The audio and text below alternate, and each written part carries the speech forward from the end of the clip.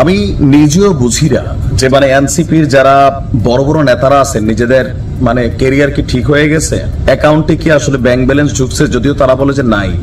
তো যদি নাই থাকে তাহলে এই যে জগন্নাথ বিশ্ববিদ্যালয়ের ছাত্রদের যে আন্দোলন সেইটার সাথে আপনারা নাই কেন? কথায় কথায় বলেন যে ছাত্র জনতার আন্দোলন, ছাত্রদের প্রতিনিধি আপনারা এই চারজন, মানে ঢাবির যে মোরলগিরি সেটাই অভিভাবকগিরি যদি নাই হয় তাহলে বাংলাদেশের মানুষ জানতে চায় ডক্টর ইউনূসের কাছে যে ওনার নীতি কোন। বিষয়গুলো কি ওইরকম যে ওনারা যেটা চান সেটাকে করার জন্য একটা আয়োজন তৈরি করা হয়, তারপরে 2 রাতে ঘটনা শেষ হয়, আর যেটা ওনারা চান না ছাত্রদেরকে পিটাবেন, রক্ত ঝরাবেন, টিয়ার শেল মারবেন, তারপর 4 দিন ধরে আন্দোলন চলবে, শিক্ষকরা সেখানে আসবে, পুরানা ছাত্ররা মাঠে নামতে হবে, আর এই সকল আন্দোলনের কারণে আম জনতা ছাত্ররা মারামারি ঘটবে, পাবলিক খেপবে। আসলে চলছেটা কি? মানে জগন্নাথ বিশ্ববিদ্যালয়কে কি পাত্তা দেওয়া হচ্ছে না?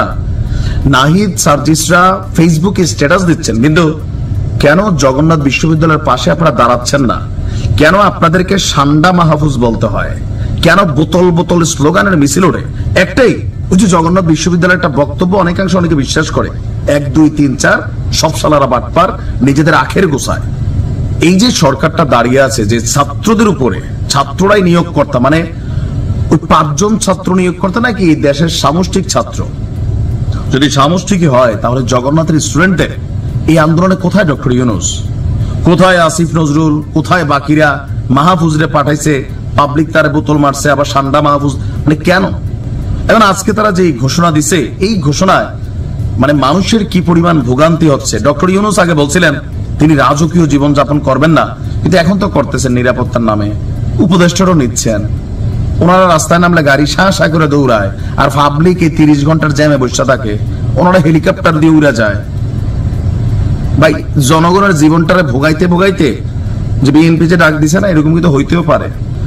জবি স্টুডেন্টরা যমুনার সামনে বৈশা বৈশা ঘুমাচ্ছে, রাত্রে সজাগ থাকতেছে, ছেলে মেয়ে শিক্ষকরা রাজপথে নেমে আসছে, কিন্তু কোন রকম পাত্তাই পাচ্ছেন এই সরকারের কাছে মনে হচ্ছে। এখন তাদের দাবি যতটুকু যৌক্তিক যতটুকু অযৌক্তিক, একটু আসেন, এরা যাদেরকে মানবে ওইখানে একটু বসেন, কথা বলেন, তাহলে তো রাজপথটা ক্লিয়ার হয়। আজকে যার একটা দাবির ডাক দিছে এই ছাত্ররা, বাজেট বাড়ানো সহ 4 দফা দাবিতে জগন্নাথ বিশ্ববিদ্যালয়ের স্টুডেন্টরা আবার কি ঘোষণা দিছে যে আজকে সকাল 10টায় রাজধানীর কাকরাইলে তারা একটা সমাবেশ করবে, আর দাবি আদায়ে জুমার নামাজের পর গণ অনশনের ডাক দিয়েছেন শিক্ষক এবং শিক্ষার্থীরা। তাদের সঙ্গে সাবেক যে শিক্ষার্থীরা আছেন তারাও যোগ দেবেন।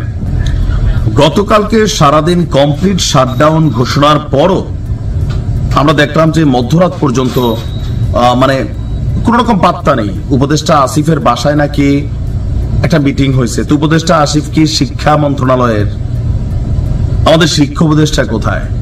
ডক্টর মোহাম্মদ ইউনূসের সাথে সমন্বয়করা চাইলেই দৌড় দিয়ে দেখা করতে পারে, সার্জিস হাসনাতরা দেখা করতে পারে, তো তাদের সাথে কেন তিনি দেখা দিচ্ছেন না? আর যার কারণে বাধ্য হইয়া কাকরাইল মসজিদ মোড়ে অবস্থান কালে আজকে জবিতে তারা, জবির স্টুডেন্টরা বলছে যে আমরা জবি পরিবার একমত হইছি, হয় দাবি আদায় হবে নতুবা আমাদের মৃত্যু হবে।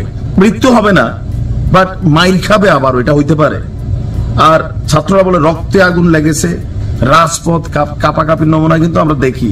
আমার একটাই বক্তব্য যে দেখেন, এই যে বৈষম্য, ছাত্ররা এখন ছাত্রীরা বলতেছে ওরা ঠান্ডা খাবে, ওরা ঠান্ডা পানি খাবে, ওয়াটার কারণে বাতাস খাবে, আমরা কি তোমরা মার খাবা, কারণ তোমাদের সাথে সার্জিস নাই, আসনাত নাই। আমি এটাই আশ্চর্য লাগে, এরা পলিটিক্স করবে। এনসিপির মতন এরকম গোয়ার তুমি মেন্টালিটি যদি থাকে, এটা পলিটিক্স হবে?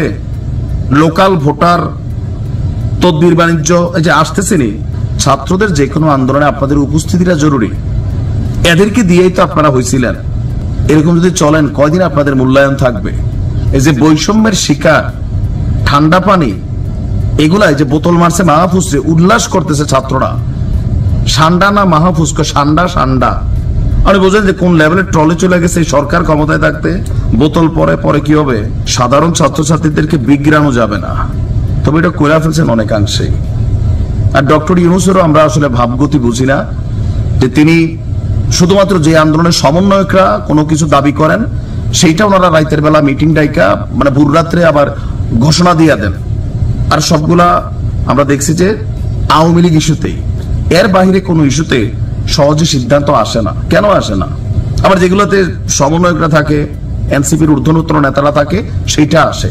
তাহলে বৈষম্য কি আসলে শেষ হইলো, নাকি নতুন করে একটা বৈষম্য শুরু হচ্ছে?